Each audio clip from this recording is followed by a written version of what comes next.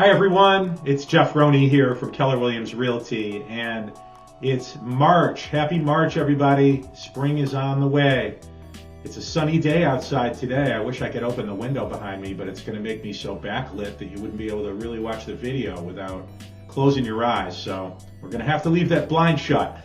Anyway, a couple things this month that I wanted to talk about. First of all, I just wanted to say thank you from the bottom of my heart because out of the agents in the Rate My Agent network, I was #1 in Onondaga County last year for the most positive reviews, meaning the highest percentage of my closed transactions that had positive reviews of the agents in the network. So I wanted to say thank you. The testimonials and the referrals and the reviews mean a lot. Enough of that, let's move on because we're in 2024 now. It's a whole new year. Real estate acronyms, real estate terminology.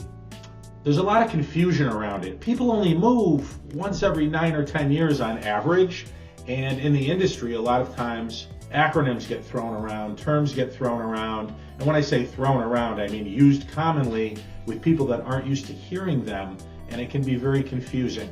So the one I want to talk about today is CMA. That's one of the most common ones. Do you want a CMA? I can do a CMA. I can do a CMA. I can do a comparative market analysis. I can do a competitive market analysis.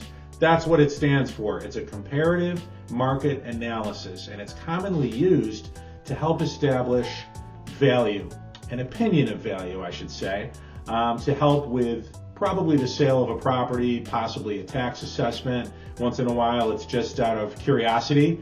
But what is a comparative market analysis? Number one, it's not an appraisal. It does use the sales comparison approach to create it, which is part of an appraisal report, but it is not an appraisal. It's not a substitute for an appraisal. An appraisal has to be done by a licensed appraiser. A CMA, or comparative market analysis, can be done by a realtor. It could also probably be done by other people, depending on how they aggregate the data and how they do it. It's just simply put an opinion of value. So what happens when someone says to me, how much is my house worth?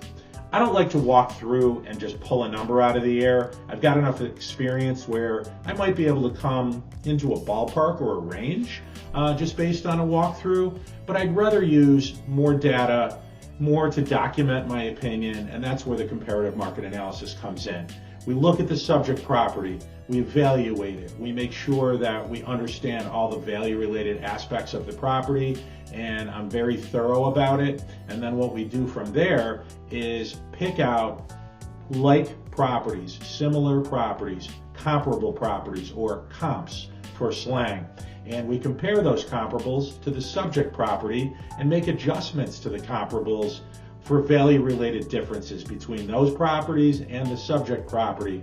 And when it's all done in the end, after the adjustments are made, a range of value is established for the property.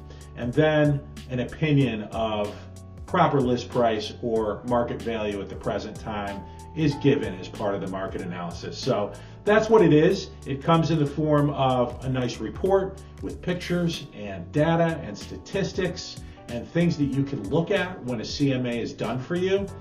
But let's clear up that confusion. CMA means comparative market analysis, sometimes called competitive market analysis. Not an appraisal, but a very useful tool to help you with understanding the value of your property and how it compares out there in the marketplace.